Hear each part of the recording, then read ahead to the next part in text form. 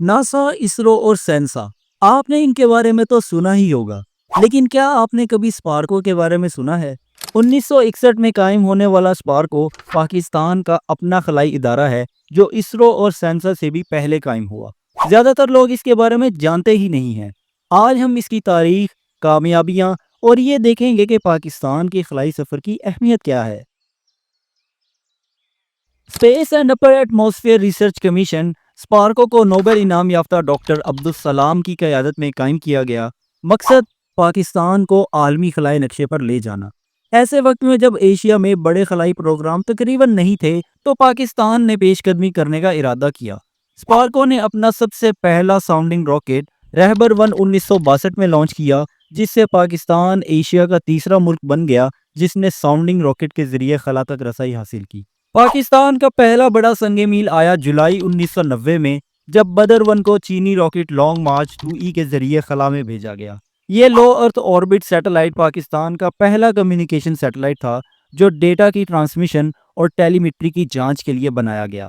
2001 میں بدر بھی لانچ ہوا، ایک بہتر ارتھ آبزرویشن سیٹلائٹ جو یوکرین کے تعاون سے بنایا گیا۔ اسی بدر بھی کی وجہ سے پاکستان کی پیچیدہ خلائی ہارڈ ویئر بنانے کی صلاحیت واضح ہوئی، لیکن جلد ہی اسپارکو کی ترقی محدود فنڈنگ اور قومی ترجیحات میں تبدیلی کی وجہ سے سست ہو گئی۔ اب حالیہ برسوں میں نئی توجہ اور سنگ میل آئے ہیں۔ پاکستان نے 2018 میں چین کے تعاون سے پاکستان ریموٹ سینسنگ سیٹلائٹ 1 اور Pakistan technology evaluation satellite 1A launch کیے۔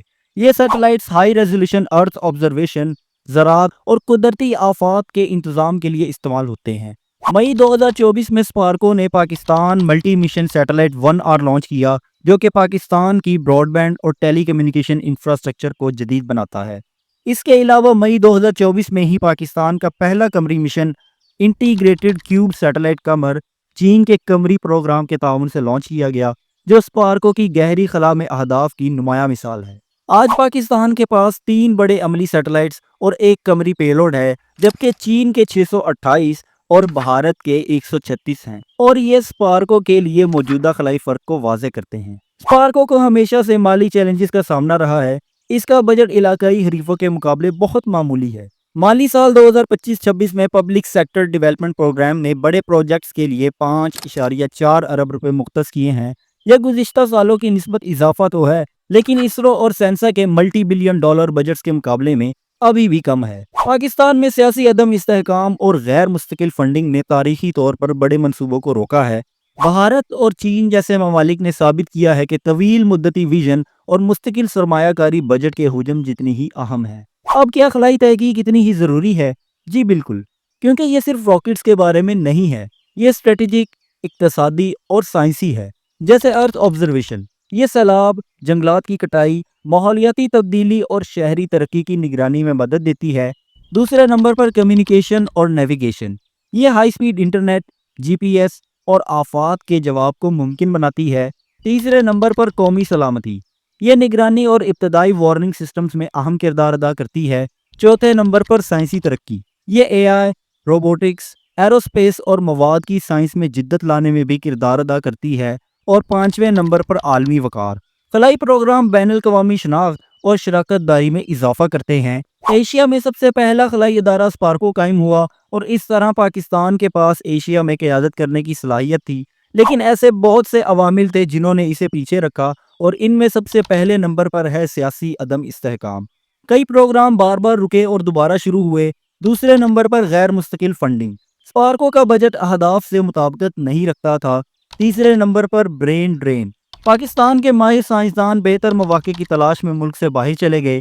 اور چوتھے نمبر پر دفاع پر توجہ، سول خلائی منصوبے ایٹمی ترجیحات کے پیچھے رہ گئے۔ وہ ممالک جو مسلسل طویل مدتی سرمایہ کاری کو ترجیح دیتے ہیں، معمولی بجٹس کو عالمی معیار کے خلائی پروگراموں میں بدل دیتے ہیں، اور بھارت اور چین اس کی زندہ مثال ہیں۔ آج واضح اور تجدید شدہ حرکت ہے، نئی پالیسی اور بجٹ کی حمایت کے ساتھ۔ آئی کیوب قمر پاکستان کی گہری خلا میں صلاحیت کی مثال ہے۔ پاکستان لیونر ایکسپلوریشن روور اور پاکستان مین خلائی مشن کے لیے فنڈز مختص کیے گئے ہیں، جو مستقبل کے قمری مشنز کے لیے راہ ہموار کرتے ہیں۔ توجہ مقامی سیٹلائٹس کی ترقی، گہری خلائی آبزرویٹریز اور ماحولیاتی نگرانی پر بڑھ رہی ہے۔ ویژن، سرمایہ کاری اور استحکام کے ساتھ پاکستان نہ صرف خلا میں فرق کم کرنے کا ارادہ رکھتا ہے بلکہ ایک اہم کردار حاصل کرنے کا عزم بھی رکھتا ہے۔ اسپارکو شاید کچھ وقت کے لیے دنیا کی نظروں سے اوجھل رہا ہو، لیکن اس کی کہانی ابھی ختم نہیں ہوئی۔ خلائی سرمایہ کاری کا مطلب ہے علم، جدت اور مستقبل میں سرمایہ کاری۔ پاکستان کے پاس صلاحیت، جذبہ اور میراث موجود ہے، صرف مسلسل حمایت کی کمی ہے۔ سوال یہ ہے، کیا پاکستان ستاروں میں اپنی جگہ دوبارہ حاصل کرے گا؟